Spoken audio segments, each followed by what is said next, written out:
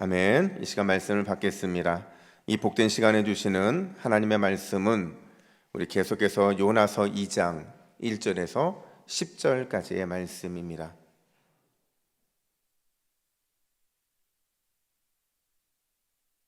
요나서 2장 1절에서 10절까지의 말씀, 물고기 뱃속에서 기억해야 할 것이라는 제목으로 오늘 말씀을 받겠습니다.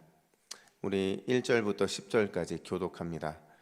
요나가 물고기 뱃속에서 그의 하나님 여호와께 기도하여 이르되 내가 받은 고난으로 말미암아 여호와께 불러 아뢰었더니 주께서 내게 대답하셨고 내가 수올의 뱃속에서 부르짖었더니 주께서 내 음성을 들으셨나이다. 주께서 나의 깊음 속 바다 가운데에 던지셨으므로 큰 물이 나를 둘렀고 주의 파도와 큰 물결이 다 내 위에 넘쳤나이다.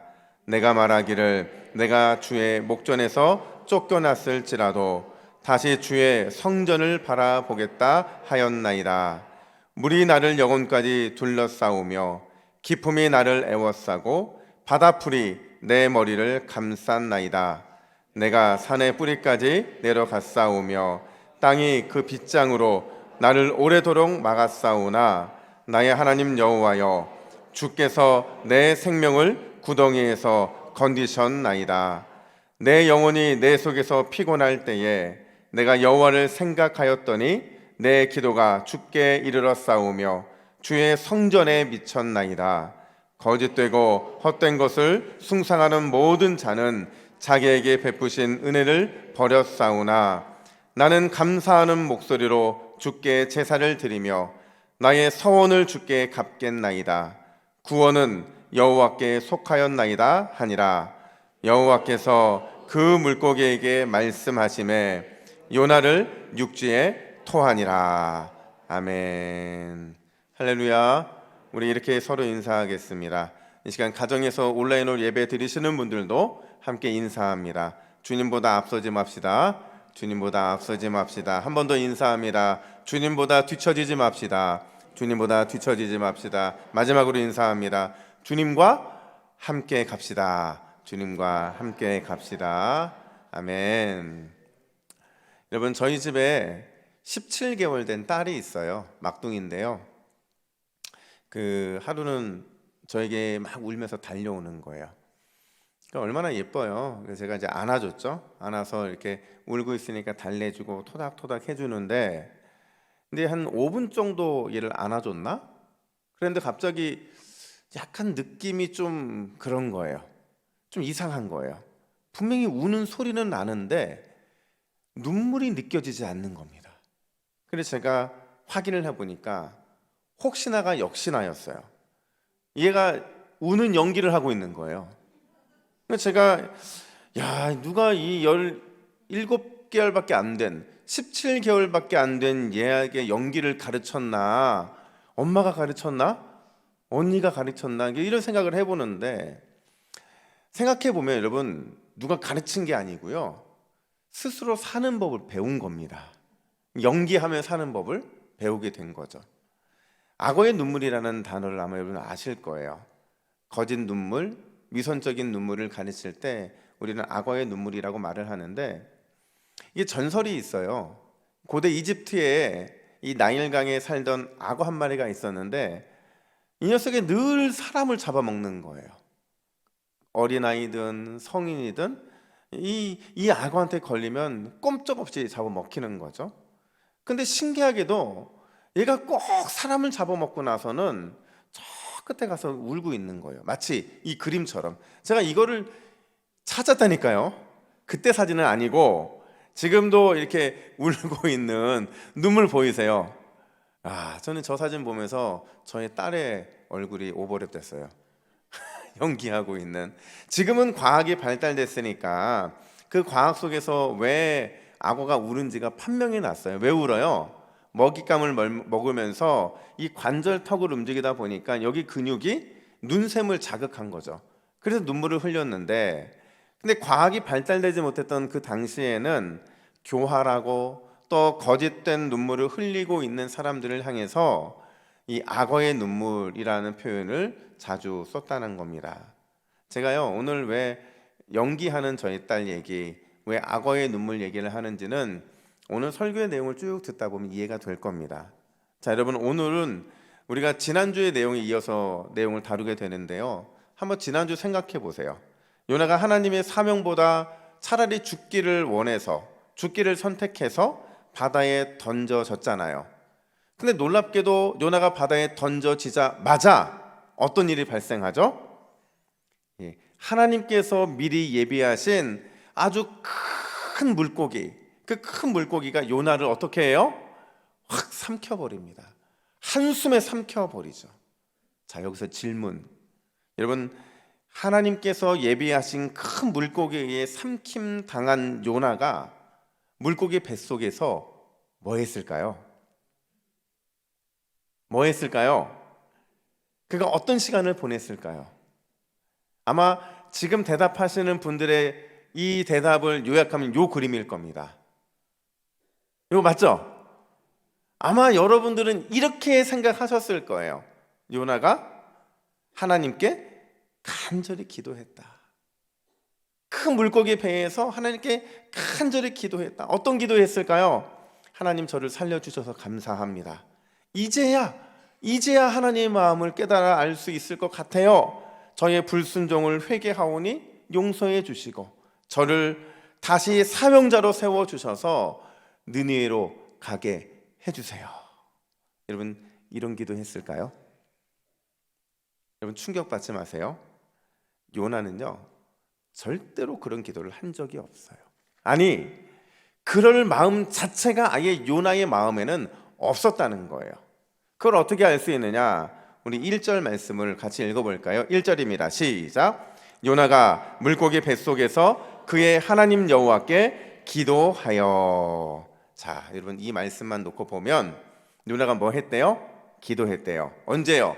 물고기 뱃속에 들어가자마자 기도했다, 이렇게 말을 해요. 근데 여러분, 이게요 사실은 패키지가 있는 구절이에요.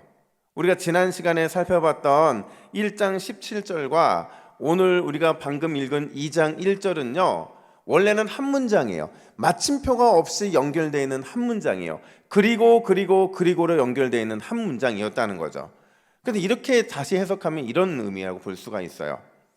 요나가 하나님께서 예비하신 큰 물고기에 의해 삼킴을 당했다. 그리고 밤낮 3일을 물고기 뱃속에 있었다. 그리고 7절 내용인데 의식을 잃어갈 때쯤 해서 그의 하나님 여호와께 드디어 기도했다. 무슨 느낌인지 아시죠? 무슨 내용인지 아시죠? 요나가 큰 물고기 뱃속에 들어가자마자 기도했다, 기도하지 않았다? 저는 절대로 기도하지 않았다는 거예요. 그럼 뭘 했을까요, 요나가? 물고기 뱃속에 있으면서 3일 동안 그가 뭐 했을까요? 뭐 오늘 본문이 말해주지 않으니까 정확하게 알 수는 없어요. 근데 이제 저의 삶에 한번 대입시켜 봤더니, 또 여러분들이 어떻게 그런 상황이 되면 어떤 삶일까 생각을 해봤더니 거룩한 상상이 되는 거예요. 아마도 요나는요 막 씩씩거리고 있었을 거예요. 이 씩씩거림이 무슨 씩씩거림이에요? 분노의 씩씩거림을 하고 있었던 거죠. 누구에게요? 하나님에게. 그럼 뭐라고 화를 내면서 씩씩했을까요? 하나님, 저 좀 죽도록 내버려 두세요. 저 느니에 가기 싫어서 내가 스스로 죽으려고 했는데 왜 스스로 죽는 권리조차 저한테는 없는 겁니까? 도대체 하나님 저한테 왜 이러세요? 저 진짜 니네로 가기 싫어요. 아마 이런 항변하고 있지 않았을까요? 그냥 똑바로 선 상태도 아니고 그냥 납작 엎드려져서 그냥 될 때라 되라는 식으로 그렇게 3일 밤낮을 하나님 앞에서 항변하지 않았을까 하는 생각을 하게 되는 거죠. 여러분, 가끔 우리가 그럴 때가 있잖아요. 뭐 크던 작던 고난이라고 하는 큰 물고기가 우리를 삼킬 때가 있거든요. 뭐 내가 예상하지는 않았는데 갑자기 그 일이 내게 딱 닥쳐오는 거죠. 뭐 실업이라든지 건강의 문제라든지 또 자녀들의 문제라든지 배우자의 문제라든지 수많은 위기가 발생을 하잖아요. 근데 그 위기가 발생을 했는데 죽고 싶어도 죽을 수 없고 살고 싶어도 빠져나갈 구멍이 없는 사면초가의 현상인 거예요. 그 상황이라고 한다면 여러분, 신앙인은 어떻게 행동해야 옳죠? 어떻게 해야 돼요? 기도해야죠. 어떤 기도해야 돼요? 간절한 기도를 해야죠. 간절한 기도를 해서 하나님께 부르짖으면서 하나님 나를 살리시든지 죽이시든지 하나님 뜻대로 해달라고 그 대면하면서 결판을 내야 되는 게 우리 신앙인의 모습이잖아요. 이게 실제로 여러분의 삶에 그런 일이 발생했다고 생각해 보세요. 큰 고난의 고래가 아니 물고기가 아니 더 큰 파도가 여러분들을 삼켰어요. 여러분은 그때 그 상황에서 어떻게 행동하셨나요? 저는 낙담했던 것 같아요. 그런 상황에 딱 닥치면 먼저 낙담했던 것 같아요. 그리고 시간이 지나면 지날수록 왜 이런 상황이 나에게 주어졌는지 하나님을 향해 막 씩씩거리기 시작하죠. 그리고 씩씩거리는 게 분이 안 풀리니까 이 분노의 감정을 하나님께 쏟아붓죠. 하나님 정말 이러실 수 있습니까? 나를 그렇게 사랑한다고 하시는데 왜 큰 물고기가 나를 삼키도록 내버려 두십니까? 왜 나에게 이 고난의 파도가 몰려오는데 나를 이대로 내버려 두시는 겁니까? 나를 잊으신 겁니까? 이런 분노의 감정들을 쏟아붓게 된다는 거죠. 저는요, 제가 살아가면서 하나님께 그렇게 크게 막 반항하고 이런 적 별로 없어요. 근데 제가 언제 가장 큰 반항을 했냐면 이 재수할 때. 공부는 제가 안 했는데 재수시키신 하나님이 미운 거예요. 그래서 제가 거의 한 6개월 동안 씩씩거렸던 것 같아요. 막 분노의 감정을 품고. 근데 그런 시간을 보낼 때마다 저희 어머니 늘 하시는 말씀이 너 결국 돌아올 거면서 왜 그렇게 씩씩거리고 있냐 늘 그러셨거든요. 이런 우리가요 막상 신앙인이라고 자랑을 하면서도 물고기에게 삼킴을 당했을 때 고난이 왔을 때 그때 즉시 하나님께 엎드려 기도 안 한다니까요. 씩씩거릴 만큼 씩씩거리고 분노의 감정을 쏟아부을 만큼 쏟아붓고 나서 이제 좀 할 게 없으면 기도하기 시작하는 게 우리의 모습이라는 거죠. 그래서 여러분, 저는 요나를 보면서 요나 속에 저를 발견하고요, 요나를 보면서 여러분도 발견했으면 좋겠는 거예요. 그래서 제가 늘 그랬잖아요. 그 첫 시간에 말씀드릴 때 요나는 그냥 성경 속에 등장하는 요나가 아니고 오늘을 살아가는 나를 가리키는 누구라고요? 요나. 그래서 우리는 요나와 같은 거예요. 여러분, 지금 우리의 인생이 물고기 뱃속에 있는 상황이라면 크든 작든 내 뜻대로 되지 않는 고난에 의해 삼킴을 당하고 있는 그런 상황이라고 한다면 오늘 요나의 기도에 우리는 주목해야 돼요. 아니, 엄밀하게 말하면 요나의 잘못된 기도 자세에 우리를 주목을 해야 된다라는 거죠. 거기에서 반면교사를 삼을 수 있다고 한다면 물고기 뱃속에서 나올 수 있어요. 거기에서 반면교사 삼을 수 있다고 한다면 하나님께서 우리로 하여금 고난으로부터 토해냄을 당하게 하신다라는 거죠. 과연 오늘 요나의 기도는 우리에게 뭘 말해주고 싶은 것일까? 아니, 하나님은 이 요나의 기도를 통해서 우리에게 무엇을 말씀하기를 원하시는가? 첫 번째로 우리는 무엇을 주목해야 하는가 하는 걸 늘 기억을 해야 된다는 거죠. 그러니까 가정을 해보는 거예요. 여러분들이 물고기 뱃속에 있어요. 이 고난에 의해 삼킴을 당했어요. 그때 우리가 취해야 되는 게 뭐냐? 무엇에 주목하고 있는가를 점검해야 된다는 거죠. 여러분, 오늘 본문을 쭉 읽었지만 얼핏 보면 요나가요 선지자로서의 그 영성을 점점 회복하고 있는 것처럼 보이는 게 사실이에요. 4절 말씀 보세요. 주의 성전을 바라보겠다 이렇게 고백하죠. 또 7절 보시면 자신의 기도가 하나님께 이르렀고 주의 거룩한 성전에 올라갔다 이렇게 간증을 합니다.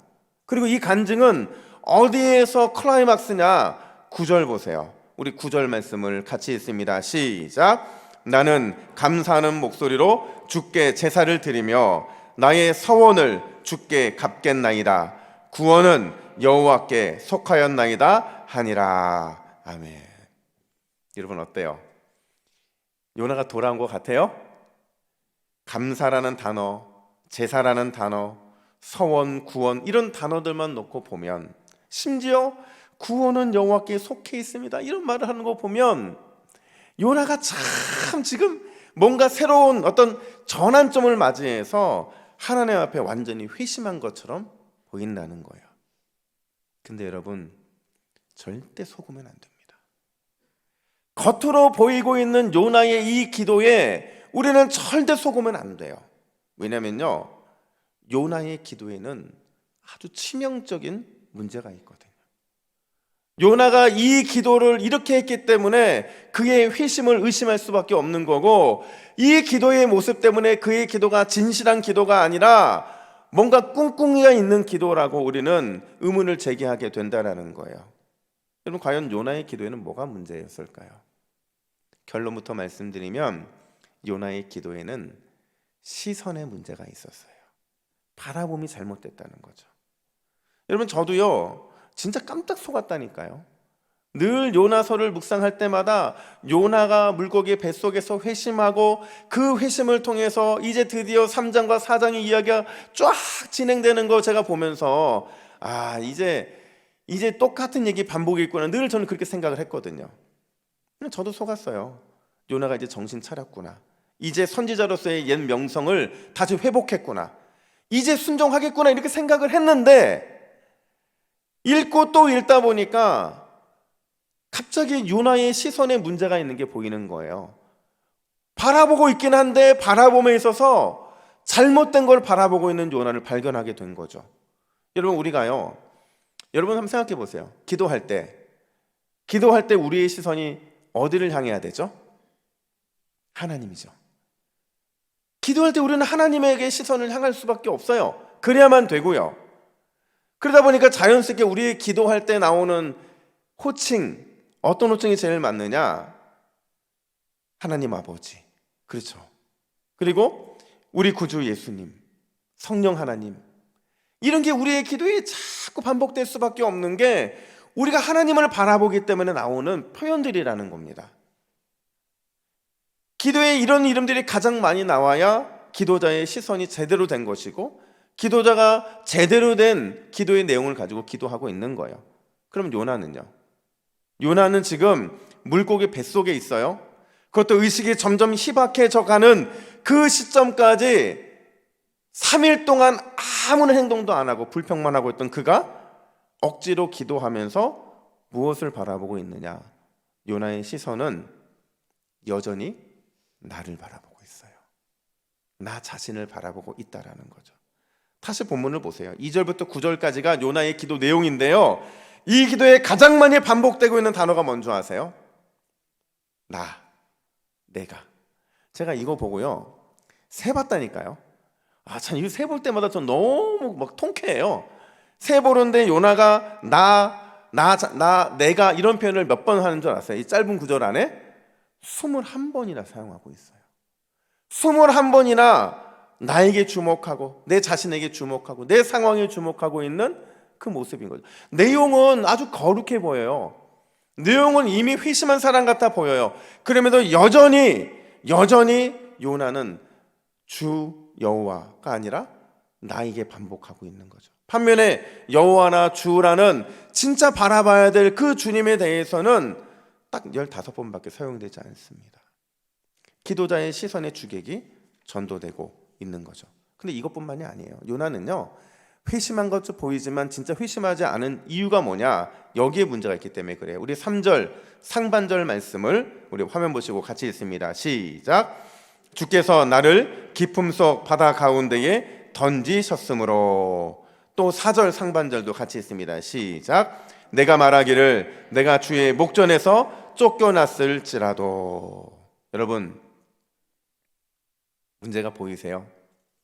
요나가요, 지금 자기가 뱃속에 있는 이유를 설명하면서 뭐라고 하냐면 주께서 나를 던지셨다 이렇게 말을 하고요, 내가 주로부터 쫓겨남을 당했다 이렇게 말을 합니다.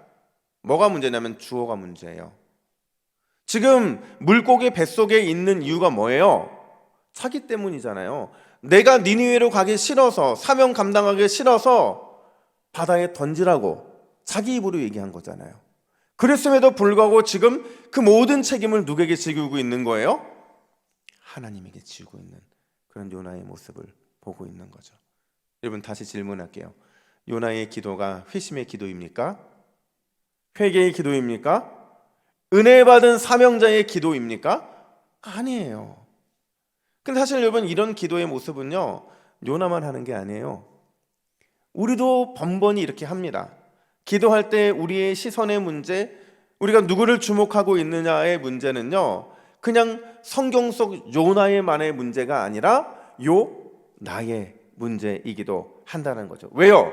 우리도 기도하면서 기도에 우리의 시선이 늘 하나님께 맞춰져 있는 게 아니라 내 형편, 내 상황에 주목하는 그런 실수를 할 때가 많기 때문에 그래요. 근데 문제는 뭐냐면, 기도할 때 우리의 시선, 바라봄, 주목하는 그게 하나님이 아니 될 때, 하나님이 아니고 다른 것을 향하게 될 때 아주 치명적인 두 가지 문제가 발생을 해요. 하나는 뭐냐면, 문제의 원인을 자꾸 다른 데 돌린다는 거예요. 하나님 때문에, 누구 때문에, 심지어 어떤 문제 때문에 이렇게 됐다라고 항변하고 불순종하고 불평하고 원망하고 살아간다는 거죠. 이 두 번째가 더 중요한데요, 이렇게 우리가 기도의 시선의 분산이 되게 되면, 집중하지 못하게 되면 어떤 일이 발생하느냐, 이게 정말 치명적인데 본질을 잃어버리게 돼요. 본질을. 여러분, 다시 말씀드리지만 큰 물고기의 삼킴을 당한 이유가 뭐예요?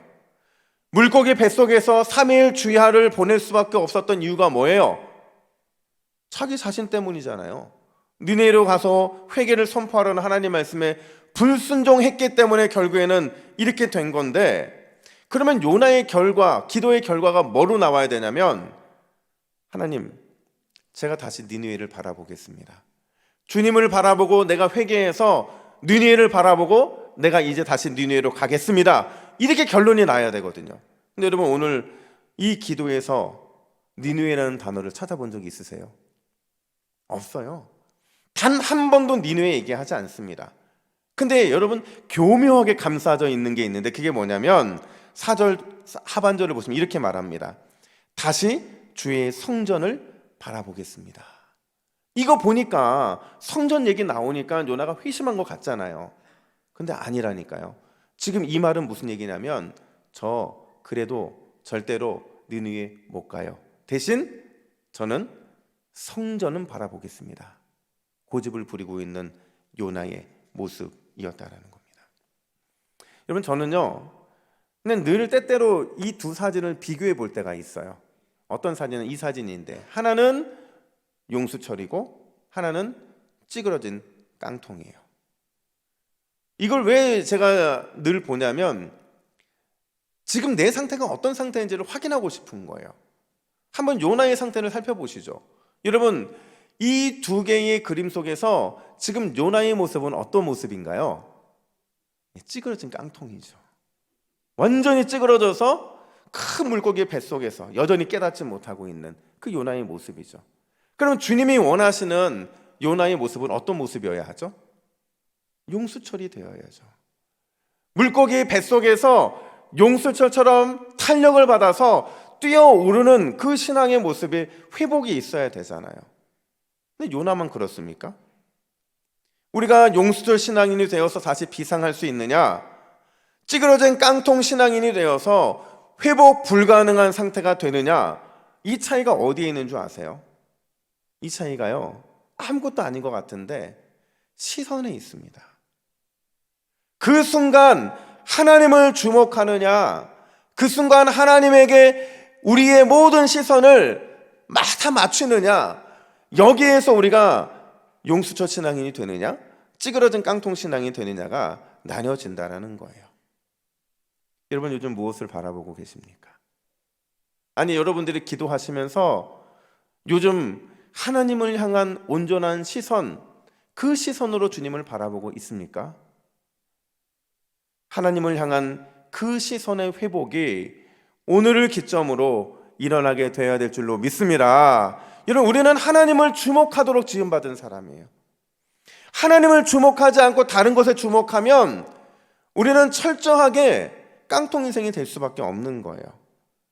그렇게 창조됐는데 그렇게 살지 못하니까 그럴 수밖에 없는 거죠. 우리가 용수철처럼 튀어오르는 신앙의 그 부흥을 경험하기 위해서는 다시 우리의 시선, 내가 흐트러져 있는 집중하지 못하는 그 시선을 주님께 온전히 집중해야 되는 줄로 믿습니다. 그러면 여러분, 우리가 주의 시선 안에 머무를 수 있어요. 그러면 우리의 문제가 객관적으로 보이게 됩니다. 다른 누군가에게 핑계를 대는 것이 아니라 하나님이 우리를 통해 이루시고 하시는 큰 놀라운 은혜를 경험하게 되는 거예요.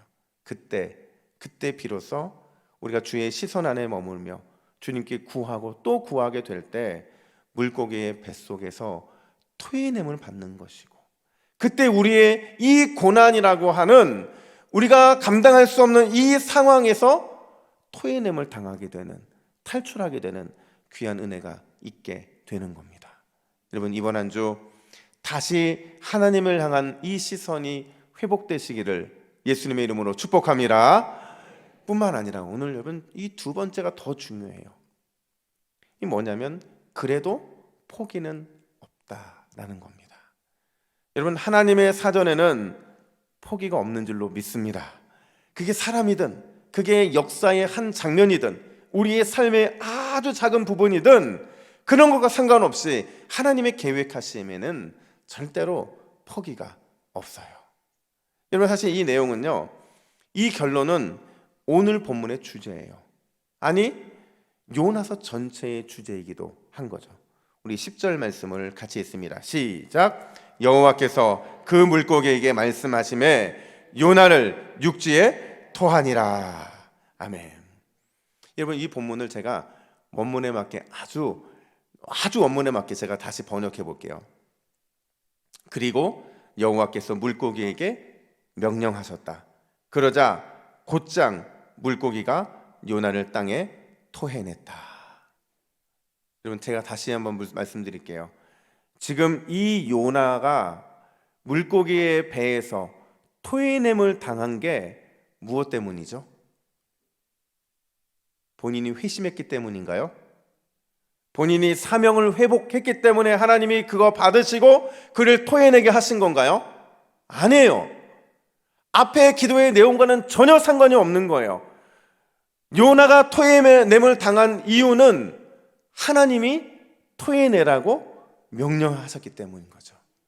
물고기에게 토해내라고 명령하시니까 물고기가 곧장 요나를 땅에 토해낸 거예요. 여러분, 이게 얼마나 중요한 사실입니까? 마치 여러분, 지금 요나가 선지자 같아요? 큰 물고기가 선지자 같아요? 여러분, 요나는요, 이 큰 물고기만도 못한 거죠. 여러분, 결국 10절은요, 하나님의 마음을 보여주고 싶은 거예요. 어떤 하나님의 마음이요? 요나의 기도에 신실하게 응답하시는 하나님, 요나에게 적당히 속아주시는 하나님이 아니라 여전히 변하지 않고 여전히 굽힐 줄 모르는 요나를 향한 하나님의 그 마음이라는 거죠. 어떤 마음이요? 끝까지 요나를 포기하지 않으시는, 끝까지 요나를 포기하지 않으시는 하나님의 은혜로운 마음, 그거를 보여주고자 하신다라는 겁니다. 여러분, 우리를 향한 하나님의 마음도 같지 않을까요? 우리를 향한 하나님의 마음도 요나를 향한 하나님의 마음과 똑같다는 거예요. 저는 오늘 말씀을 보면서 정말 큰 희망을 찾았어요. 그 희망이 뭐냐면 그 희망이 우리에게 없다는 게 희망이에요. 내가 이렇게 기도했기 때문에, 내가 이렇게 하나님을 섬겼기 때문에, 내가 이렇게 살아왔기 때문에 하나님께서 그 토해냄의 은혜를 주시든지 고난에서 비켜나가는 은혜를 주시는 것이 아니라 하나님이 말씀하셨기 때문에 그 역사가 일어나게 되었다라는 거죠. 이게 우리의 희망이라는 거예요. 허물 많은 우리이지만, 늘 주님 앞에 반항하고 주님 앞에 멀어지려는 우리지만 끝까지 포기하거나 버리지 않으시는, 그리고는 결국에는 마침내 그 주님의 뜻을 이루어 가시는 하나님의 집요한 사랑, 하나님의 집요한 은혜, 그게 우리의 희망이 되어야 되는 줄로 믿습니다. 여러분, 제가요 지난 한 주간 동안 요나서와 함께 같이 묵상했던 게 있어요. 그게 뭐냐면 당대 최고의 지성인이라 불리는 이어령 교수님의 소천이었어요. 지금 전쟁 때문에, 사실은 러시아의 우크라이나 침공 때문에 이 소천 사실을 이게 많이 감춰져 있는데, 저는 뉴스를 보고 나서 그분이 썼던 과거의 이야기들과 또 현재 이야기들 책들을 보면서 이분이 마지막으로 이렇게 뭔가 우리에게 남겨놓는 것이 무엇일까, 이런 걸 참 고민을 많이 했거든요. 여러분, 89세에 소천하셨으니까 살 만큼 사신 거예요. 근데 그의 인생을 보면요, 22세에 문단에 등단을 하고 26세 대학 교수가 되거든요. 얼마나 대단합니까? 완전 우리나라 석학 중에 석학이었어요. 그랬던 그가 신앙에 있어서는 늘 부정적이었다는 거죠. 물론 기회는 많았어요. 자신의 딸도 전도를 했고 주변에 수많은 사람들이 전도의 길들을 열어줬음에도 불구하고 지성과 신앙은 함께할 수 없다는 생각 속에서 늘 신앙을 거부해 왔던 거죠. 그랬던 그가 늦지막 73살이라는 나이에 예수님을 영접해요. 예수님을 믿고 새로운 삶을 살게 되는데, 그때는 사실 자신의 딸과 또 자신의 딸의 아들, 그러니까 그 손주죠, 아주 힘들 때였거든요. 이민아 변호사가 딸인데 암과 그로 인해서 시력에 장애가 생기면서 병원으로부터 앞을 보지 못할 거라고, 이런 통보를 받게 돼요. 너무 사랑하는 딸이었거든요. 그러니까 결국에는 미국에 가서 작은 하와이 교회에서 그가 난생 처음으로 눈물을 흘리면서 이렇게 기도했다고 해요. 하나님, 나의 사랑하는 딸 미나에게서 빛을 거두시지 않으신다면 남은 삶을 주의 종으로 살겠습니다. 근데 놀랍게도요, 이 단 한 번의 기도가 자신의 딸을 살려요. 보게 되죠. 그리고 그 딸 앞에서 이 최고의 지성인이 이 기적을 받아들이면서 이렇게 간증을 해요. 나의 지식과 돈이 너를 구하지 못했다. 이로써 나의 무력이 증명된 것 아니냐. 내가 이 무력함에 매달려 지금까지 살았구나. 같이 동행하자. 지금 자신은 없지만 네가 시력을 잃어가면서 본 빛을 나에게도 보이게 해달라고 기도해 주렴. 그리고 이 이어령 교수님은 자신의 죽음을 예상이라도 한 듯이 마지막 3가지 부탁을 한 목사님에게 부탁을 하게 되는데, 국민일보에 이렇게 기사가 나오더라고요. 그 3가지가 뭐냐면, 첫 번째, 이 생명의 가치가 얼마나 소중한지를 늘 강조해 달라고 부탁을 해요. 두 번째, 딸의 추도 예배를 꼭 인도해 달라고 부탁을 합니다. 그리고 마지막 3번째, 자신의 천국 환송 예배를 꼭 집도해 달라고 부탁을 합니다. 그러면서 제가 이분이 썼던 마지막 인터뷰 내용이 있거든요. 이거를 이제 한 작가가 책으로 만들었는데, 그 책을 읽다가요, 그러니까 이 책이 만약에 30년 전, 40년 전에 나왔으면 정말 대단한 영향력을 끼쳤겠다는 생각이 드는 거예요. 왜냐하면 그 속에는 딱 한 단어로 그 책의 내용이 요약이 되거든요. 그게 뭐냐면 후회였어요. 후회. 후학들에게 마지막 강의를 남기면서 그 마지막 그 단어가 뭐냐면 후회였다라는 겁니다. 조금 일찍 믿었다면, 조금 일찍 자신을 찾아와서 자신에게 하나님의 뜻을 전달하는 사람들의 메시지를 들었더라면, 그랬으면 어땠을까라는 그 아쉬움의 표현이 그 속에 있더라고요. 제가 그런 거 보면서 요나를 묵상하면서 그 요나의 모습 속에 이어령 교수님의 인생이 담겨져 있었고, 또 이어령 교수님의 인생 속에 다시 요나가 있더라고요. 그리고 그 요나의 모습은 여전히 우리의 모습이기도 했다라는 겁니다. 어떤 모습이요? 끝까지 요나를 포기하지 않으셨던 그 하나님께서 끝까지 이어령 교수님도 포기하지 않았다라는 거예요. 사랑하는 여러분, 우리 주님은 우리를 끝까지 포기하지 않으시는 하나님이신 줄로 믿습니다. 그분이 우리를 포기하지 않기 때문에 비록 우리가 물고기 뱃속에 있다 하더라도, 큰 고난의 파도가 우리를 완전히 집어삼켰다 하더라도 우리는 여전히 주님을 주목할 수 있는 거예요. 그분이 우리를 포기하지 않았기 때문에 그 숱한 어려움 속에서도 그분의 시선 안에 우리를 머무를 수 있게 하고 계신 거라는 거죠. 여러분, 그 놀라운 은혜가 우리에게 주어져 있는데 어떻게 여전히 우리 자신에게 집중하며 살아갈 수 있겠습니까? 이번 한 주 주님께 다시 주목하고 우리의 시선을 맞춰 드리는 그 믿음의 결단을 통하여 우리의 소망 되신 주님, 포기하지 않으시는 주님을 만나게 되는 우리 모두가 되기를 예수님의 이름으로 축복합니다. 아멘. 기도하겠습니다.